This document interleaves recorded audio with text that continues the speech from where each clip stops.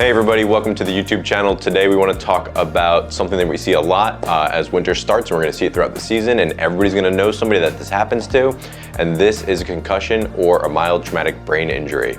Now we know that this is common in contact sports, it's common in any sport that you're going to wear a helmet for, but we want to talk about some things that people believe about concussions that aren't necessarily true, and they don't exactly help the conversation move forward and help people get their treatment.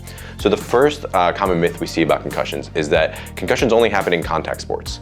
Well, that's not true, right? We know that about 30% of concussions happen in non-contact and non-recreational activities.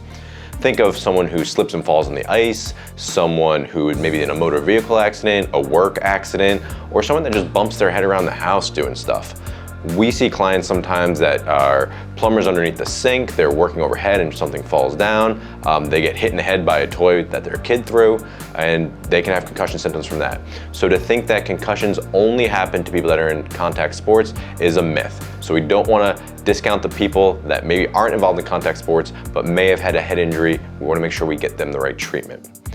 The second most common myth that we see with concussions is that a helmet will protect you from having a concussion. That's not true either. A helmet's job is to help protect your skull from being fractured and having a more serious injury. Now, helmet technology is advancing and there is some dissipation of those concussion forces that happens with newer helmets, but it doesn't prevent a concussion. We're trying to minimize the risk of a concussion when we're using a helmet, but really the helmet's job is to prevent you from fracturing your skull and having a more significant injury. So don't think that just because you have a helmet on that you're protected from concussions, even though sports that we wear helmets are the ones that we see concussions the most for. Remember, we're trying to protect them from breaking their skulls. And then the third most common myth that we see about concussions is that concussions will only happen when you are knocked out. That's mostly untrue also. Most people that have concussions don't actually pass out. This is the idea of someone who gets knocked out and they're unconscious, but when they come back around, they take it easy, they obviously sit out the rest of the day, but they tend to be okay afterwards. There's a thought that when you go unconscious, it's actually your brain's protection mechanism. It's kind of resetting your system and protecting you from further injury.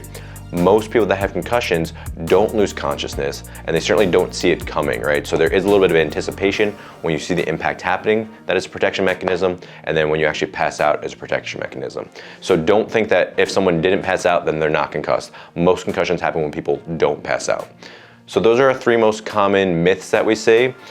We have a blog up about that. You can continue to read about that. There's some more statistics, there's some more information, and then you can certainly reach out to us with anything else, but we want to make sure that as we're approaching winter, as we're getting through our season, that some of these athletes that are having these mild traumatic brain injuries or concussion type symptoms are treated appropriately. We need to make sure that we're not misidentifying them based on some of these myths that we commonly see with concussions.